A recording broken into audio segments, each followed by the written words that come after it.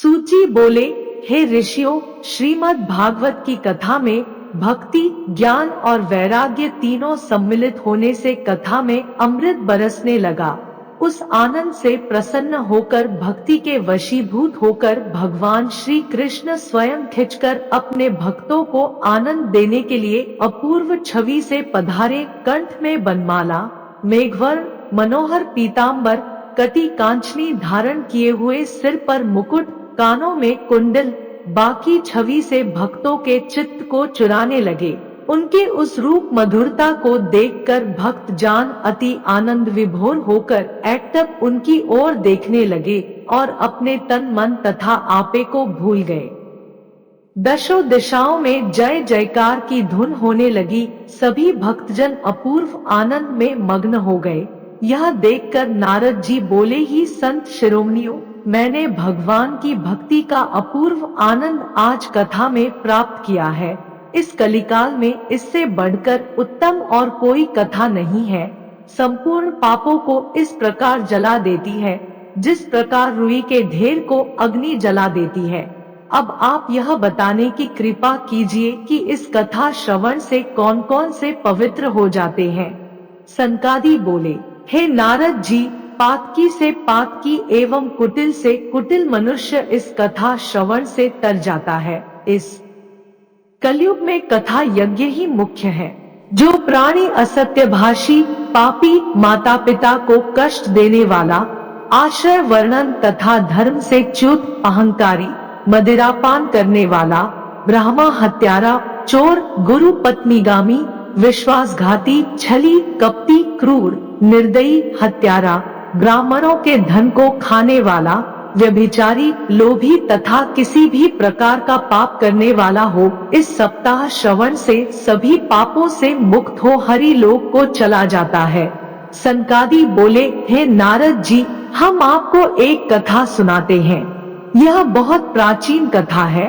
प्राचीन काल में तुंगभद्रा नदी के किनारे एक अतिरम्य नगर था। उस नगर में आत्मदेव नाम का ब्राह्मण रहता था। वह धर्म कर्म तथा भजन, पूजा पाठ इत्यादि सब कर्मों में कुशल था। उसने कुछ धन भी एकत्रित कर लिया था। उनकी पत्नी सुंदर थी किंतु हठी और कलह प्रिय थी। गृह कार्य में कुशल और पैसा एकत्र करने में बहुत चतुर थी। दोनों बड़े प्रेम से रहते थे किंतु संतान के अभाव के कारण दुखी रहते थे। जब उन दोनों की अवस्था ढलने लगी और संतान उत्पन्न न हुई, तब वह ब्राह्मण अति दुखी होकर एक दिन घर से निकल पड़ा। वह थककर एक तालाब पर जल पीने के लिए बैठ गए। जल पीकर कुछ देर वहीं आराम करने लगे। उसी समय वहां पर एक सन्यासी जी पधारे। सन्यासी जी जब जल पीकर निवृत्त हुए, तब आत्मदेव उन सन्यासी जी के सामने रोने लगे। सन्यासी जी बोले हैं, ब्राह्मण, मैं तुम्हारे कष्ट का कारण समझ गया हूँ, किंतु इसका निवारण किसी भी प्रकार नहीं हो सकता है। मैंने योग बल से देख लिया है कि तुझे संतान का दुख है और संतान तेरे भाग में 7 जन्म तक नहीं है। यह बात सुनकर ब्राह्मण अति दुखी हुआ और सन्यासी जी के पैर पकड़ लिए और बोला, हे सन्यासी जी, यदि आप मेरे कष्ट को दूर ना करेंगे तो मैं इसी तालाब में डूबकर प्राण त्याग दूंगा। अब घर लौटकर नहीं जाने का।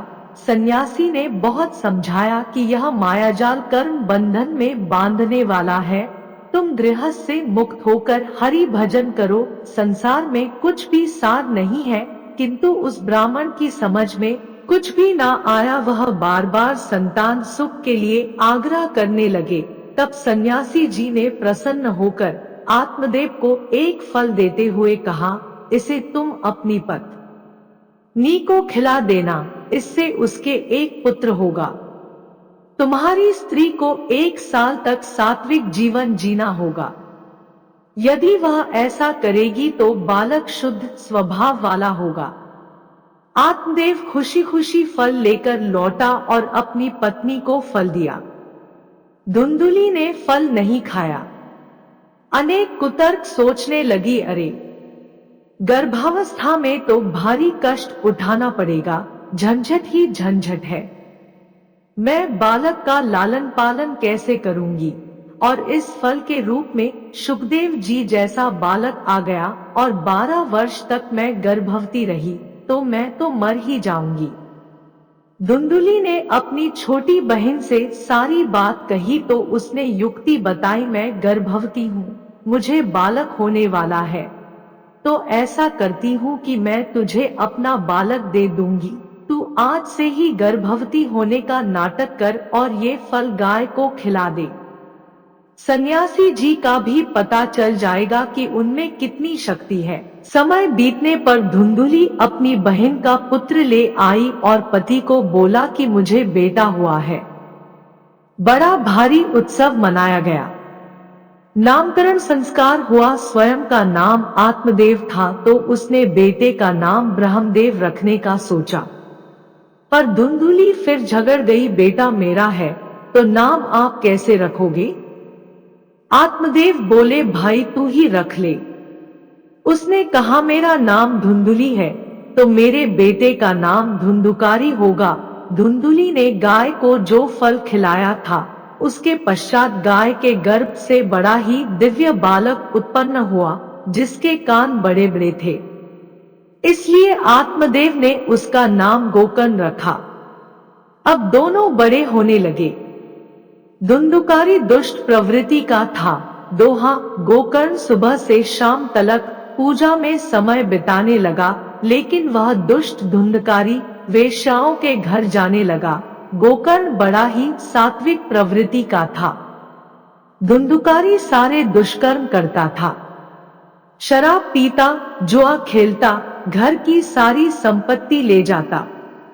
धीरे धीरे उसने सारी संपत्ति नष्ट कर दी। अगर पुत्र दुष्ट है तो आपके खून पसीने की कमाई सब बर्बाद कर देगा, और अगर पुत्र सपूत है तो खुद मेहनत करके धन अर्जित कर लेगा। इधर एक दिन धुंधुकारी ने आत्मदेव की भी पिटाई कर दी। पुत्र के दुराचरण को देखकर आत्मदेव को बहुत दुख हुआ। उसने सोचा, इससे अच्छा तो पुत्रहीन ही रहता। पिता के दुख को देखकर गोकर्ण पिता के पास आए और उन्हें वैराग्य का उपदेश दिया।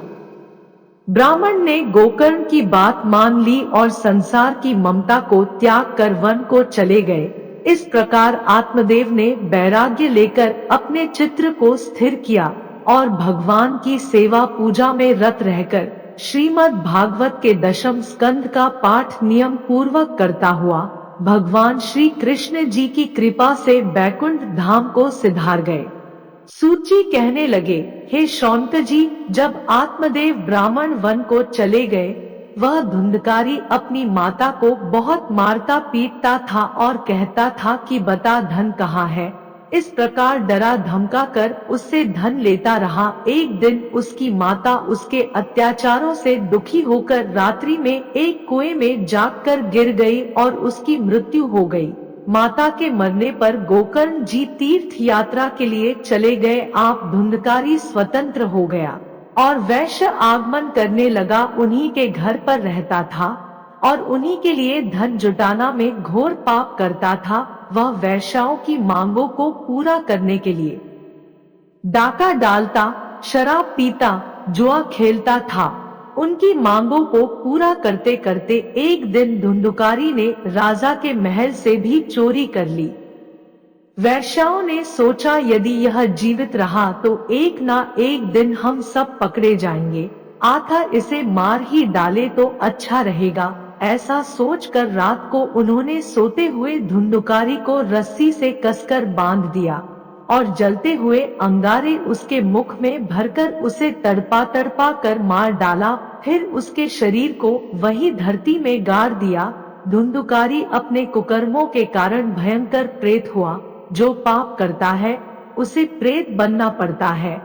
गोकर्ण ने गया में जाकर भाई का श्राद्ध किया, पर उसका उद्धार नहीं हुआ। अब धुंधुकारी अनेक रूप बनाकर गोकर्ण को डराने लगा। गोकर्ण इतना पूजा पाठ मंत्र का जप करते थे कि वो उनके पास नहीं आ सकता था। प्रेत योनि तामस योनि है। जो सात्विक मंत्रों का जाप करता है, प्रेत उसके पास नहीं आ सकते हैं। गोकर्ण ने पूछा, तू कौन है? धुंधुकारी ने कहा, मैं तुम्हारा भाई धुंधुकारी हूँ। हे भाई, तुम दयालु हो, मुझे इस प्रेत योनि से छुटकारा दिलाओ। गोकर्ण बोले, अरे मैंने तो तेरा गया में पिंडदान कर दिया, फिर भी तेरा उद्धार नहीं हुआ। धुंधुकारी बोला, मैंने जितने दुष्कर्म किए हैं, गया के पिंड से मेरा उद्धार होने वाला नहीं है, और कोई उपाय सोचो। गोकर्ण ने सभी विद्वानों को बुलाकर पूछा, पर कोई उपाय नहीं निकला। अब गोकर्ण ने सूर्य देव को नमन किया और कहा, आप सबके कर्मों के साक्षी हैं। हम क्या करते हैं और कोई नहीं देख रहा है, पर भगवान तो देख ही रहे हैं, क्योंकि सूर्य और चंद्रमा भगवान के दो नेत्र हैं। आप किसी से भी कोई चोर बच सकता है, पर सूर्य और चंद्र से नहीं बचा सकते। ये ही भगवान के यहाँ गवाही देते हैं आपके कर्मों की। तो सूर्य देव से गोकर्ण ने पूछा, आप इसके कर्मों के साक्षी हैं, आप ही बताइए इसका उद्धार कैसे होगा। सूर्य देव ने कहा, इसको भगवत सप्ताह सुनाओ, तभी इसकी मुक्ति संभव है, और दूसरा कोई उपाय नहीं है। गोकर्ण ने भागवत सप्ताह का आयोजन किया। प्रेत तो हवा के रूप में होता है। धुंधुकारी सोचने लगा, कहाँ बैठूं? वहां एक 7 गांठ का बांस रखा था, उसी में छिपकर वो बैठ गया। बहुत से लोग भागवत में 7 गांठ का बांस लगाते हैं। यदि संदेह है कि परिवार का कोई सदस्य प्रेत बन गया है, तो अवश्य लगाना चाहिए। पहले दिन की कथा में पहली ग्रंथि का भेदन हो गया, दूसरे दिन में दूसरी गांठ का, इस तरह 7 दिनों में 7 गांठ का भेदन करते हुए धुंधुकारी दिव्य रूप धारण करके भगवान के पार्षद के रूप में प्रकट हो गया। धुंधुकारी को लेने भगवान का विमान आया। इस कथा के अंतिम चरण में महत्वपूर्ण बात यह है कि भागवत कथा तो बहुत से लोगों ने सुनी, परंतु सिर्फ धुंधुकारी को ही लेने भगवान का विमान क्यों आया? क्योंकि धुंधुकारी ने पूरी श्रद्धा, प्रेम व विश्वास से भगवत धाम जाने के लिए सुनी, इसीलिए उसे लेने विमान आया। सांसारिक आनंद से ऊपर है भगवत आनंद। संतों की बात पर विश्वास करके हमें भी पूरी श्रद्धा, प्रेम से कथा सुननी चाहिए, जिससे हमारा भी भगवान से प्रेम हो जाए और नित्य आनंद की प्राप्ति हो।